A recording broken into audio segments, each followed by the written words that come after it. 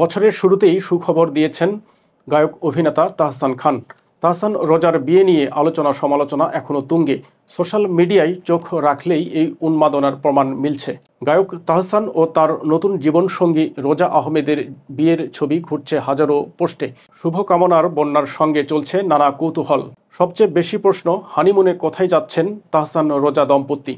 তাহসান ভক্তদের জন্য এক্সক্লুসিভ খবর হলো 7 জানুয়ারি সকালে হানিমুনের উদ্দেশ্যে ঢাকা ছেড়েছেন তাহসান ও রোজা। দেশের একটি এয়ারলাইন্সে তারা রওনা হন মালদ্বীপের উদ্দেশ্যে। 3-4 দিন সূর্যময় দ্বীপ রাজ্যেই কাটবে তাদের হানিমুন। বিয়ের পর থেকেই লাগাতার ট্রোলের মুখে বাংলাদেশি এই তারকা। চর্চার কেন্দ্রে উঠে এসেছেন তার দ্বিতীয় স্ত্রী রোজা আহমেদ। চলছে রোজার অতীত নিয়ে কাটাছেঁড়া। বয়সে তাহসানের চেয়ে অনেকটাই ছোট তিনি। ডিভোর্সি 11 বছরের কন্যা সন্তানের বাবা তাহসানের সঙ্গে অনেক কম বয়সী রোজার বিয়ে নিয়ে অনেকেই কটূক্তি করছেন। কিন্তু বিতর্ক থেকে দূরে তাহসানকে রোজা প্রতিশ্রুতি দিয়েছেন আজীবন বিশ্বাসের সম্মানের। তাহসানের স্ত্রী রোজা আহমেদ ফেসবুক পোস্টের মাধ্যমে জানায়, বিয়ের আগে তারা পরস্পর বিশেষ ওয়াদা করেছেন। রোজা তার ফেসবুকে বিয়ের বেশ কিছু ছবি পোস্ট করে লিখেছেন, আমি এমন এক মানুষ খুঁজে পেয়েছি যে উদার, যে এই সম্পর্ক চেয়েছে বিশ্বাস, শ্রদ্ধা ও বন্ধুত্বের। আর আমিও এগুলোর জন্য প্রতিজ্ঞা করেছি। তবে তারকাদের বিয়ে যে সহজ কিছু নয়, সে উত্তাপ দ্রুতই টের পেয়েছেন তাহসান ও রোজা।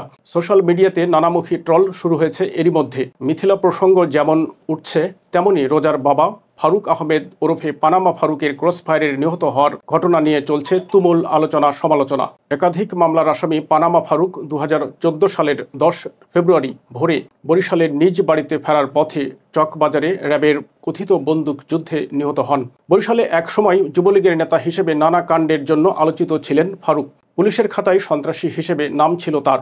শুধু তাই নয়, তাহসানের সঙ্গে রোজা আহমেদের বিয়ের খবরে মুখ খুলেছেন রোজার সাবেক প্রেমিক ফাইজউদ্দিন বেলাল।